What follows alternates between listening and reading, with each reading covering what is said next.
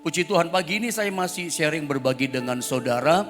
Lanjutan dari pengajaran firman Tuhan yang kemarin, saudara ya. Pagi ini kita masih belajar bicara tentang mengerti dengan hati. Mari kita langsung saja baca ayatnya, saudara ya. Matius pasal 13 di ayat yang ke-15. Mari kita baca ulang sekali lagi ayat ini ya. Matius 13 ayat 15, sama-sama kita membacanya 1, 2, dan 3. Sebab hati bangsa ini telah menebal dan telinganya berat mendengar dan matanya melekat tertutup, supaya jangan mereka melihat dengan matanya dan mendengar dengan telinganya dan mengerti dengan hatinya, lalu berbalik sehingga aku menyembuhkan mereka. Nanti tolong di rumah saudara baca Matius pasal 13, Matius 13 ayat 1 sampai 23 ya. Ini satu perikop saudara ya. Ini mengajarkan tentang 4 jenis tanah hati. Jadi kalau Anda membaca ayat ini Matius 13 secara lengkap, secara utuh, satu perikop Anda baca, kita menemukan ada 4 jenis tanah hati. Nah, rupanya umat Israel, umat Allah pada waktu itu yang ada Yesus, Allah yang menjadi manusia di tengah-tengah mereka, roti kehidupan dari sorga yang datang ke dunia, firman yang menjadi manusia yang langsung ada di tengah-tengah mereka, mereka menolak, mereka tidak menerima. Bahkan setiap pengajaran kebenaran firman yang langsung dilepaskan, diajarkan oleh Yesus, mereka nggak bisa nangkep. Pengajaran yang langsung diajarkan sama guru besar kita, guru agung kita Yesus, mereka nggak bisa mengerti. Mereka ada masalah, hati mereka menebal. Di Matius 13 itu ada 4 jenis tanah, jelasnya begitu. Tanah pinggir jalan itu yang pertama, lalu tanah yang berbatu-batu. Yang ketiga, tanah yang bersemak duri. Tiga-tiganya jenis tanah hati yang sangat buruk, sangat jelek. Tanah hati yang bagus jenis yang keempat, tanah yang baik, tanah yang subur, yang bertumbuh dan menghasilkan buah 30, 60 bahkan sampai 100 kali ganda kata Alkitab. Bayangkan tanah yang baik yang subur saja itu tumbuhnya nggak sama, buahnya nggak sama, ada 30, 60, 100. Apalagi 3 jenis tanah yang buruk yang awal tadi, yang pertama. Nah, rupanya umat Israel tergolong pada 3 jenis tanah hati yang jelek tadi. Pinggir jalan, tanah hati yang sangat keras hatinya, tebal hatinya. Ya, Yesus ajar apapun gak ngerti gitu, ada selubung yang menebal menutupi mata hati mereka. Yang kedua, tanah yang berbatu-batu. Ini tanah yang sakit juga, tanah yang buruk kualitasnya. Batunya mesti diambil, itu bisa kebimbangan, itu bisa keraguan, bisa sakit hati, itu bisa kecemburuan yang jahat, bisa ketidakjujuran, bisa kebohongan, perzinahan, hal-hal yang menjijikan ada di tanah jenis yang kedua. Batunya banyak, termasuk yang ketiga, semak durinya banyak. Kekhawatiran, tipu daya kekayaan dunia, kenikmatan dunia membuat orang rela tinggalkan Tuhan, rela jual Yesus demi kenikmatan hidup. Itu bisa jabatan, itu bisa jodoh, itu bisa kekayaan dan macam-macam, saudara ya. Itu 3 jenis tanah hati yang pertama. Ya. Nah, yang Tuhan mau adalah kita punya jenis tanah hati yang keempat, tanah yang baik, tanah yang sehat, yang tidak ada batu-batunya, tidak ada semak durinya. Tanah yang sehat, bukan tanah yang keras yang tiap hari lewat diinjak sama orang. Apa sih sebetulnya pelajaran Matius 13 yang kita dapatkan di sini? Matius 13:15 itu sangat menarik. Saya katakan kemarin pada kalimat terakhir ada garis merah saya berikan kata dan mengerti dengan hatinya. Lalu dikatakan lalu berbalik sehingga aku menyembuhkan mereka. Yang membuat orang salah kembali kepada jalan Tuhan. Orang yang sudah serong jauh tinggalkan Tuhan balik pada jalan Tuhan. Atau orang yang tadinya tahu dia berdosa lalu dia bertobat. Kembali sama Tuhan kapan? ketika dia bisa ngerti nangkep perkataan Tuhan dengan hatinya. Kemarin saya katakan sama saudara bahwa coba lihat gambar ini. Untuk kita mengerti kebenaran Tuhan, untuk kita bisa mengerti perkataan Tuhan, firman Tuhan, itu yang dibutuhkan adalah hati, bukan otak. Bukan logika, bukan IQ. Walaupun kita ngerti kita hidup butuh logika, butuh kepintaran, butuh IQ. Tapi untuk menangkap esensi daripada perkataan firman Allah, tidak butuh otak tapi butuh hati. Untuk kita bisa mengenal pribadi Tuhan lebih dalam, mengenal pribadi Tuhan dengan benar, itu dasarnya dibangunnya bukan dengan kepintaran logika, bukan dengan kecerdasan otak, tapi kecerdasan hati. Kata yang berkata mengerti dengan hatinya yang membuat Israel umat Allah berbalik kepada Allah, mengerti dengan hati. Ini bicara tentang kecerdasan hati, bukan kecerdasan IQ. Anda atau kita boleh IQ-nya tinggi. Setiap kita boleh logikanya bagus, IQ-nya bagus. Tapi dengar baik, untuk mengenal Tuhan, bukan ini yang dibutuhkan yang pertama. Yang dibutuhkan dasarnya apa? Ditentukan oleh hati. Kemarin kita belajar Amsal 4 ayat 23 bahwa jagalah hatimu dengan segala kewaspadaan karena dari situlah terpancar kehidupan. Yang menentukan pengenalan kita lebih dalam akan Tuhan, yang menentukan kita bisa menangkap dan mengerti setiap ajaran-ajaran perkataan firman Tuhan. Itu ditentukannya hati dulu. Hatinya beres atau tidak. Hatinya sehat atau tidak. Tanah hati kita ini baik, bagus atau tidak. Kalau tanah hati kita ternyata ada banyak batunya, nggak ngerti kita kebenaran firman Tuhan. Nggak akan tumbuh. Makanya Matius 13 tadi yang kita baca 15 ini menyingkapkan kepada kita sebuah rahasia. Kenapa kita ini coba mengerti kebenaran Allah, nggak ngerti juga. Anda pernah nggak lihat orang berkata begini, dia pinter, dia sarjana S2 gitu loh. Kalau kuliah sekuler yang namanya S2 itu jagoan, dia pinter pada bidangnya. Tetapi ketika dia coba mencerna firman, menangkap isi hati kebenaran Allah, dia berkata, kok nggak ngerti juga sih apa sih maksudnya? Kenapa seringkali kita tidak bisa memahami apa yang Tuhan katakan? Kenapa kita menjadi orang Kristen puluhan tahun tapi tidak bertumbuh secara rohani? Tidak kita bertambah matang dewasa secara iman. Kenapa pengenalan kita akan pribadi Tuhan bukan makin dewasa dan matang mengenal pribadi Dia dengan benar? Kebanyakan kita hanya bertumbuh pada batas pengetahuan akan firman, bukan pada bertumbuh pada pengenalan akan Tuhan. Cuman tahu saja. Pengetahuan kita akan Tuhan yang bertumbuh, bukan pengenalan kita yang bertumbuh.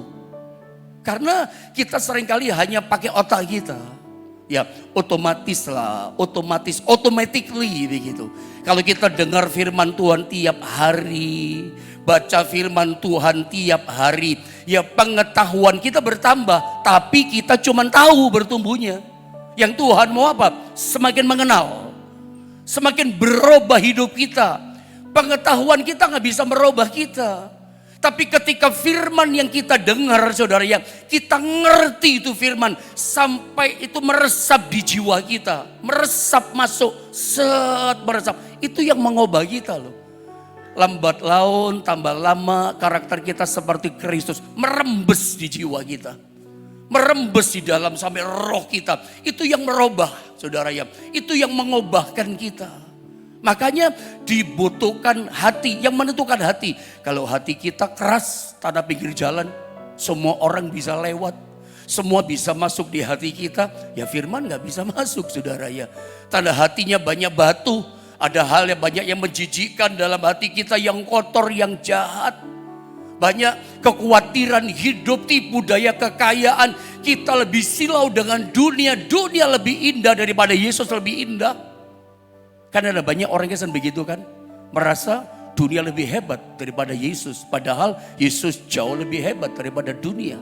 Tapi orang rela lepaskan Yesus, orang rela tinggalkan Yesus demi perkara-perkara dunia. Apa sebabnya? Sederhana, ditentukan hatinya. Hatinya tidak beres. Hari ini saya kasih saran sama saudara. Nanti pada waktu kita berdoa pada bagian akhir, kayaknya kita gak usah minta apa-apa sama Tuhan. Karena kalau hati kita beres, masalah besar kita juga pasti beres. Apa sih masalah besarmu sekarang ini? Ekonomi Pak, nanti beres. Apa masalah besarmu? Keuangan saya Pak. Masalah besarmu akan dibereskan kalau hati kita dibereskan dulu. Makanya gak usah minta apa-apa nanti. Minta begini, Tuhan, aku mau bereskan dulu hatiku.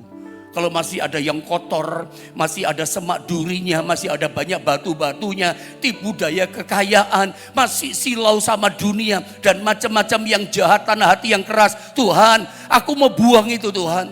Aku mau punya tanah hati yang baik, bisa ngerti kehendak-Mu. Nah itu baru betul. Karena yang menentukan ke depan hidup kita seperti apa, itu hati kita. Saya kasih usul sama saudara, nanti doa gak usah minta apa-apa. Minta satu macam saja sama Tuhan, bereskan hati kita, nanti semua pasti beres. Karena semua dalam kehidupan kita ditentukan sama hati sumbernya. Nah sekarang saya akan bawa saudara masuk pada bagian ini saudara ya. Jadi hati itu yang menentukan ya. Sekarang kita lihat bagaimana caranya setiap kita mendeteksi kesehatan hati kita. Saya pakai istilah karena memang bicara hati kita itu harus sehat bicaranya. Healthy bicaranya. Sehat gak hati kita? Baik gak hati kita? Jangan-jangan banyak batunya, banyak semak durinya, atau keras hati kita. Itu gak sehat, itu hati yang sakit. Kalau kita masih silau dengan dunia, lapar dengan perkara dunia, itu gak sehat loh hati kita. Harusnya saya percaya orang Kristen kalau sudah dikenyangkan dengan hadirat Allah, dia dikenyangkan dengan firman Allah, dikenyangkan dengan perkara-perkara ilahi dari Tuhan, dia gak akan lapar lagi dengan perkara-perkara dunia yang jahat. Dia gak bisa berkata, oh dunia jauh lebih indah. Enggak lah, Yesus kita jauh lebih indah dari perkara dunia. Makanya semuanya ditentukan hati. Lapar sama dunia itu masalah hati kok saudara. Ya, nah sekarang kita lihat bagaimana mendeteksi. Mendeteksi artinya gini, kita tahu gitu. Yang paling tahu hati kita memang Tuhan dibandingkan kita sendiri. Saya ulang saudara ya. Yang paling ngerti, paling tahu situasi, kondisi hati kita. Itu bukan kita, tetapi Tuhan yang paling tahu. Tetapi paling tidak lewat apa yang saya mau coba lepaskan sama saudara pada bagian titik ini, kita itu bisa mendeteksi dari awal. Oh, hatiku tidak sehat, hatiku sakit, hatiku keras, hatiku tidak beres. Paling tidak kita sedikit bisa tahu. Walaupun memang yang paling tahu hati kita itu adalah Tuhan keadaannya.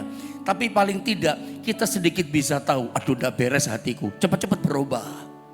Bagaimana cara yang pertama? Kita mendeteksi sehat gak hati kita, berkualitas gak hati kita, subur baik tidak. Yang pertama lihat, nomor satu, lihat hasilnya atau dampaknya. Maksud saya untuk kita bisa mendeteksi tahu hati kita sehat atau tidak. Selama ini kita jadi orang Kristen ikut Tuhan, udah berapa lama Anda ikut Yesus? Udah berapa lama Anda bersama dengan saya ikut doa pagi lewat channel YouTube GSPDI Philadelphia Jombang. Anda dengar firman tiap hari, makan firman. Setiap hari benih firman ditaburkan di hati kita kan? Ada dampaknya enggak? Ada hasilnya enggak? Kalau Anda mulai berkata, berubah Pak kehidupan rumah tangga saya, puji Tuhan. Dulu rumah tangga saya enggak pernah akor Pak. Tiap hari bertengkar aja. Egois Pak kami suami istri. Sekarang kami bisa saling mengalah. Ya puji Tuhan. Dulu rumah tangga saya diambang kehancuran Pak. Sekarang dipulihkan. Saya pernah bertemu. Saya lupa namanya ya. Bertemu dengan satu keluarga dari Bali. Ketika saya jalan-jalan dengan istri. Ngantar istri ke pasar Atom beli sesuatu. Saudaranya. Saya ketemu satu keluarga di Bali. Saya lupa namanya, mohon maaf. Udah lama sih. Mungkin tahun kemarin kayaknya ya. Tiba-tiba waktu saya lewat, beli kue apa, begitu dipanggil, Pak Yohanes saya noleh. Ya otomatis beliaunya sering lihat saya di YouTube, langsung kenalan. Saya dari Bali Pak, dari awal ikut gini-gini. Kami bersyukur sejak ikut doa pagi, keluarga kami dipulihkan. Saya tidak menerima apa-apa, tapi saya sukacita loh dengar kabar rumah tangga dipulihkan. Karena pelayanan Yesus pertama di muka bumi yang dia buat adalah pemulihan keluarga. Meskipun lewat online, tapi saya bersuka cita. Bapak ibu ini ya berkata begini pada saya, keluarga kami dipulihkan Pak, puji Tuhan Pak. Kalau tidak salah keluarga ini juga waktu ke Surabaya, dari Bali ke Surabaya ikut seminar pemulihan keluarga juga di salah satu tempat mana gitu, saya lupa saudara ya. Tapi bersyukur, nah itu ada hasil, ada dampak. Untuk mendeteksi gampang, ada hasilnya nggak dampaknya. Contoh yang paling gampang, kalau ada di rumah punya halaman di depan rumah atau di belakang rumah tanah masih kosong, coba Anda taburi benih. Benih apa saja boleh, benih cabai atau benih tomat atau paling ekstrim benih mangga. Coba tanam itu 3 jenis benih, lalu tungguin 1 minggu, Anda tunggu 2 minggu, Anda tunggu 3 minggu. Kalau Anda melihat tidak ada gejala apa-apa, Anda melihat nggak ada tanda apa-apa, gitu. Kok tidak ada tanda pertumbuhan? Benih tomat biasanya saya nggak tahu ya. Benih tomat berapa hari dia tumbuh? Benih cabai berapa hari bertumbuh? Tapi Anda lihat udah ditunggu 3 minggu, tidak ada tanda-tanda pertumbuhan. Kalau Anda tanam 3 jenis benih di tanah saudara, di halaman saudara, 3-tiganya nggak tumbuh pada waktu 3 minggu. Kayaknya Anda nggak perlu kuliah dulu ke Institut Pertanian Bogor deh. Sederhana, gak usah pakai kuliah menurut saya. Ini kan hal yang tes sederhana saja, pengujian sederhana saja kan, deteksi sederhana kan. Kalau nggak tumbuh 3-tiganya berarti ini bukan pada benihnya. Pada masalah di mana menurut Anda? Jenis tanahnya nggak subur. Jenis tanahnya sangat tidak sehat tanah di rumah saudara. Sampai benih tomat tidak tumbuh, lombok pun cabai nggak tumbuh, apalagi mangga yang lebih besar. Tanahnya nggak bagus. Jadi nggak perlu pakai ditungguin kuliah dulu. Deteksi dari hal yang kecil sederhana kita tahu, wah tanahnya nggak beres. Itu loh maksud saya. Ya, coba lihat ayat ini, Ibrani 5 ayat 12. Saya baca ya. Dari dampaknya hasilnya kita tahu. Ya, tanah ini sehat nggak tanah hati kita? Lihat ayat ini. Ibrani 5:12, sebab sekalipun kamu, perhatikan, ditinjau dari sudut waktu, sudah seharusnya menjadi pengajar. Ya. Tetapi Alkitab katakan kamu masih perlu lagi diajarkan asas-asas pokok dari pernyataan Allah. Dan kamu masih memerlukan susu, ya, bukan makanan keras. Artinya apa ayat ini buat kita? Berkat rohaninya apa? Ya, berarti benih firman yang ditaburkan selama ini nggak bertumbuh, nggak berbuah, nggak ada hasil, nggak ada dampak. Dipandang dari sudut waktu udah banyak benih firman ditabur. Dipandang dari sudut waktu sudah lama ikut Tuhan, belajar banyak dari firman. Harusnya sudah bisa mengajar orang, harusnya sudah bisa membimbing orang, tapi masih perlu dibimbing terus.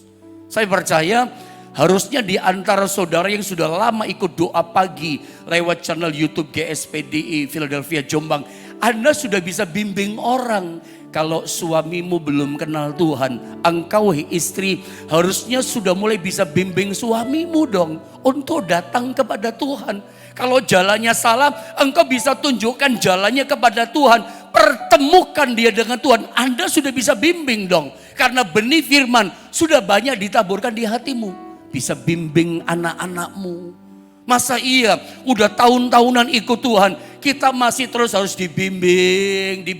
Kita bimbing orang, satu demi satu kita bimbing. Lebih banyak lagi orang kita bisa bimbing.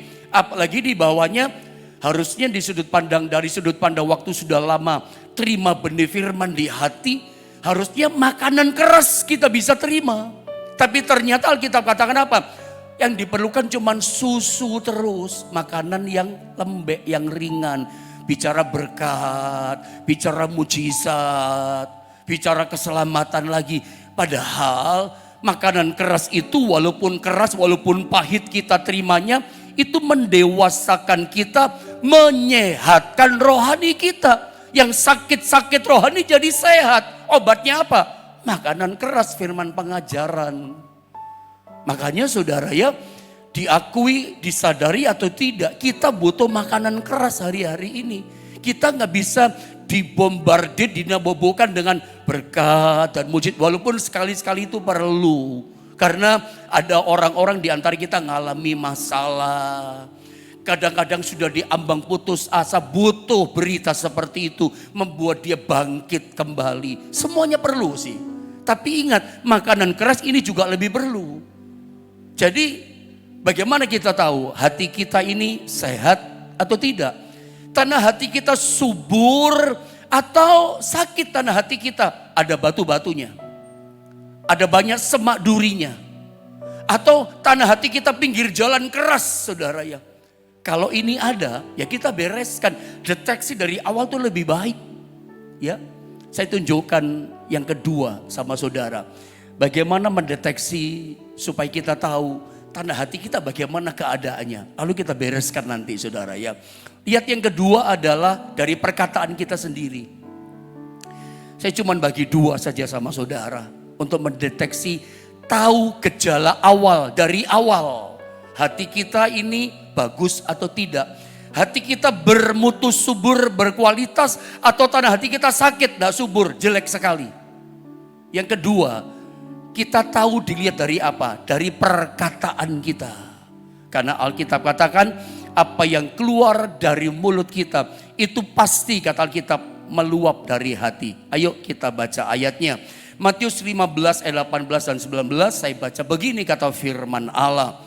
Tetapi apa yang keluar dari mulut, asalnya dari mana?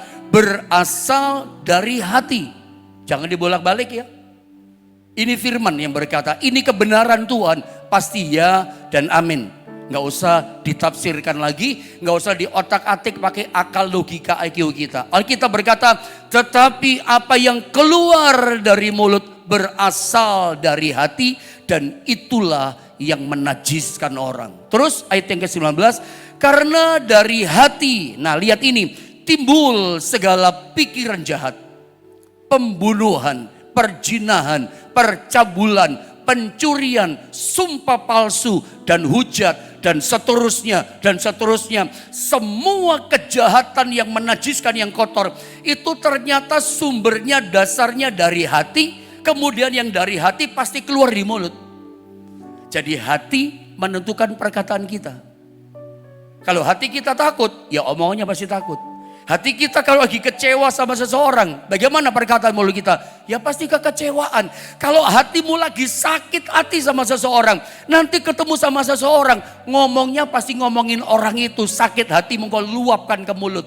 Gini loh saudara ya, sejago-jagonya seseorang, sehebat-hebatnya orang nyimpen rahasia rapat-rapat, ditutup, digembok di hatinya, dikunci di hatinya. Satu kali pasti keluar rahasia di mulutnya. Tidak bisa tidak.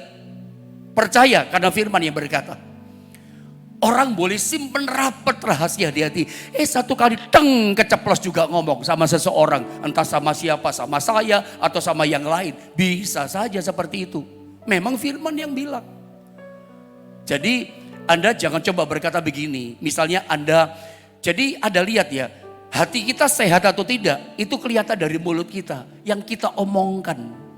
Kalau Anda sebagai orang Kristen, apalagi kita pelayan Tuhan, hamba Tuhan, omongannya kita omongan yang menyakitkan orang. Ngomongnya suka nyerang orang, itu gak beres loh hatinya. Setiap kali ngomong nyerang gitu. Kenapa sih kita ngomongnya nyerang selalu? Ngomong nyakitin orang, seringkali kita gak sadar. Itu masalahnya di hati kok gak beres, saudara ya. Kalau kita ngomong nyakitin seseorang, Seringkali kita berkata begini kan, begitu orang tersakiti hatinya, lalu kita minta maaf sama dia. Saya minta maaf ya, itu cuma di mulut saya kok, bukan dari hati saya. Mana bisa begitu Bapak Ibu Saudara. Kan seringkali kita ketawa dalam hati kan. Kalau ada orang ngomong begitu sama saya, ya saya ketawa dalam hati. Nggak ada begitu. Kita minta maaf berkata, itu cuma di mulut kok, cuma di luar hati saya nggak begitu. Percaya begini firman Allah katakan, semua yang keluar dari mulut kita, itu pasti dasarnya dari hati. Keluarnya dari dasar hati. Jadi kita nggak bisa ngomong, itu cuma di mulut kok, hati saya baik kok sama kamu, hati saya mengasihi kamu. Enggak lah saudara ya, semua yang di hati pasti keluar di mulut. Makanya jaga hati penuh kewaspadaan Amsal 4:23 itu penting. Kalau hati kita izinkan kekecewaan ada di hati kita, kepahitan di hati kita, ya pahitlah hidup kita termasuk perkataan kita. Kalau ketakutan yang kita simpan tumbuh subur berurat akar di hati kita, ya omongan mulut kita cuma ketakutan, hidup kita pun ketakutan, semua di hati kok. Makanya mendeteksi hati kita baik atau tidak keadaannya. Karena hati ini loh yang bisa menangkap saudara ya perkataan Tuhan. Kalau hati ini nggak disehatkan dulu, hati kita pagi ini kita nggak bereskan, Anda nggak pernah dewasa. Kita nggak pernah bisa mengenal Tuhan lebih dalam secara pribadi. Karena masalahnya di hati kok. Nggak tumbuh-tumbuh, nggak kuat-kuat iman kita. Iman kita loh nggak bertumbuh sehat, nggak bertumbuh benar, bengkok pertumbuhannya, nyasar pertumbuhannya. Masalahnya di hatinya nggak beres. Makanya hari ini nggak usah minta apa-apa. Satu yang kita minta, bereskan dulu hati kita. Pemberesan ini penting. Jadi dua saudara kita dapatkan hari ini. Kita belajar mendeteksi hati itu saudara ya. Nah sekarang kita lihat bagaimana caranya membereskan atau membenahi hati kita. Yang pertama, untuk bereskan, benahi hati kita adalah minta sama Tuhan, izinkan Tuhan yang membajak hati kita. Biar dia yang bereskan hati kita, bajak hati kita. Seperti perkataan Daud, Daud nangkep ini, pemazmur Daud menangkap ini. Ya, saudara lihat Mazmur 26 ayat yang kedua, izinkan Tuhan yang membajak hati kita, yang mengoreksi sampai dalam hati kita. Mari kita sama-sama baca ayat ini, Mazmur 26 ayat yang kedua saudara ya. 1, 2, dan 3. Ujilah aku ya Tuhan dan cobalah aku, selidikilah batinku dan hatiku. Pemazmur yang bernama Daud, dia menangkap ini hati Tuhan dengan luar biasa. Supaya nggak serong jalannya, supaya nggak jatuh lagi dan jatuh lagi dalam kesalahan. Supaya jangan tanpa sadar hidupnya menyakiti hati Tuhan. Dia berkata begini kepada Tuhan dalam salah satu doanya. Dan ini juga biar menjadi doa yang kita minta sama Tuhan seperti doanya Daud. Daud berkata begini, ujilah aku ya Tuhan dan cobalah aku, selidikilah batinku dan hatiku. Ini istilah rohani bagi saya, bajak hatiku Tuhan, uji hatiku, ya, coba hatiku, selidiki hatiku.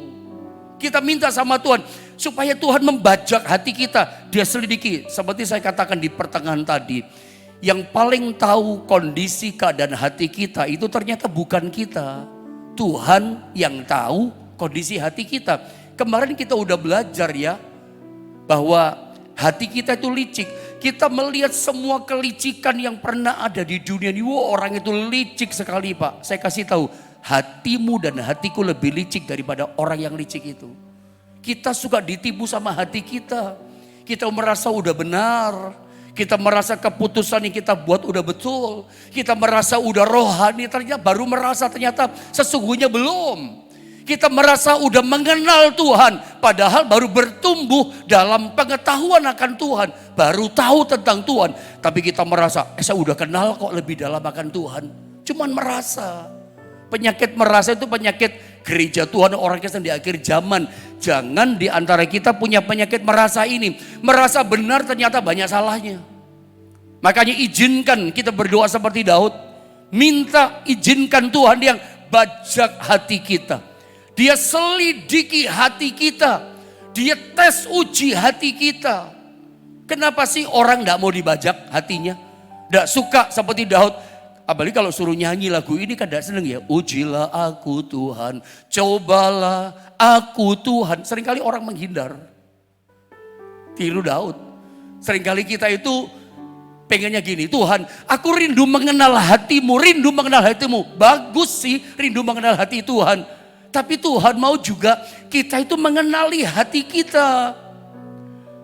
Memang saya setuju itu harus. Saya pun mengajarkan harus. Kita harus mengenal hati Tuhan. Kerinduannya Tuhan apa? Kesukaan Tuhan apa sih? Yang Tuhan mau dari hidup kita apa? Kita rindu kenal hati Tuhan. Dalam hatinya Tuhan apa sih kita rindu? Tapi ingat, Tuhan juga mau kita ini mengenali, tahu, mendeteksi hati kita juga. Kenal hati kita itu penting. Bagaimana kita bisa kenal hati Tuhan kalau kita nggak bisa kenal hati kita? Ternyata hati kita kotor, hati kita jahat, hati kita banyak batu-batunya kejahatan. Bagaimana bisa kenal hati Tuhan? Nggak bisa. Makanya izinkan pagi ini Tuhan yang selidiki, Tuhan yang membajak hati kita. Kenapa orang nggak suka dibajak hatinya? Karena kita tahu ya, kalau Anda pernah lihat orang membajak ladang, membajak sawah yang masih tanah rata, mau dibikin sawah, dibajak. Begitu mata bajak kena tanah, itu tanah dibongkar kan, dijungkir balik kan tanah itu dibongkar. Itu yang di dalam kotoran di dalam tanah itu keluar semua loh. Kalau Anda lihat tanah yang di dalam dibongkar, oh menjijikkan. Maaf kata-kata saya pagi-pagi, ada kelihatan cacingnya, yang kotor-kotor dari bawah itu hitam-hitam keluar semua. Kalau Anda izinkan pagi ini Tuhan membajak hatimu, kamu bisa minta bajak hatiku. Begitu nanti Anda lihat, kita jijik loh sama diri kita sendiri. Aduh Tuhan, ternyata menjijikkan ya hatiku. Banyak kotor. Kita seringkali merasa lebih baik dari orang. Kita seringkali bisa menghakimi orang-orang itu menjijikkan. Padahal kita lihat diri kita sendiri lebih menjijikkan hati kita. Untuk ngerti ini, biar Tuhan minta sama Tuhan, izinkan dia bajak hati kita. Supaya apa? Sehat hati kita. Karena Tuhan yang paling tahu hati kita, bukan kamu yang tahu. Tuhan yang tahu, biar dia yang bajak hati kita. Coba lihat ayat ini. Kenapa sih orang tidak mau dibajak hatinya? Ayub pasal 5 ayat 17 sampai 18. Coba lihat ayat ini, saya baca ya. Beberapa ayat yang terakhir. Satu ayat lagi lalu selesai. Sesungguhnya berbahagialah manusia yang ditegur oleh Allah. Kalau Tuhan tegur kita bahagia. Sebab itu janganlah engkau menolak didikan yang maha kuasa. Ayat 18. Karena dialah yang melukai. Membajak itu melukai. Karena orang tidak mau dibajak, kenapa sih? Oh bisa keluka loh, ketahuan. Ternyata aku masih gini. Tadinya cuma merasa. Sekarang dibajak kelihatan. Waduh ternyata begini. Tetapi juga yang membebat. Dia yang memukuli tetapi yang tangannya menyembuhkan pula. Memang rada aneh ini ayat. Ya, baru kali ini mungkin kita, Anda dan saya baca. Karena dia yang melukai. Karena sering kita dengar di mimbar berkata Tuhan tidak pernah melukai kita. Nah ini kita ketemu ayat. Ayatnya firman yang berkata karena dialah yang melukai tetapi juga yang membebat. Yang menyembuhkan, yang mengobati, yang menyehatkan. Dia melukai tapi menyehatkan. Seperti seseorang di meja operasi. Contoh yang paling gampang seperti itu analoginya. Di meja operasi ada dokter spesialis mengoperasi penyakit. Bawa pisau bedah, dibedah dilukai. Diambil penyakitnya. Supaya apa? Supaya sehat tubuhnya. Dilukai, diambil sakitnya, diambil tumornya, diambil kankernya, lalu kemudian dijahit kembali, dibebat kembali, diobati kembali. Kalau orang tahu tujuannya, orang tidak akan marah. Orang bahagia, supaya apa? Sembuh dia, jadi sehat, panjang umur, berbahagia hidupnya. Kalau Anda ngerti tujuan Tuhan, membajak hati kita. Tahu tujuan firman yang keras bagaikan mata bajak. Supaya bikin kita rohani sehat. Ada gak ada yang tersinggung? Anda nggak ada yang marah. Anda malah berkata, haleluya puji Tuhan. Sekarang aku ngerti kenapa aku selama ini nggak bertumbuh. Ternyata masalah di hati. Izinkan Tuhan, aku izinkan, aku minta bajak tanah hatiku. Anda akan rela dibajak. Seperti dokter tadi loh, bikin tubuh kita sehat. Dilukai nggak enak, dibajak menyakitkan. Sebab itu banyak orang menolak.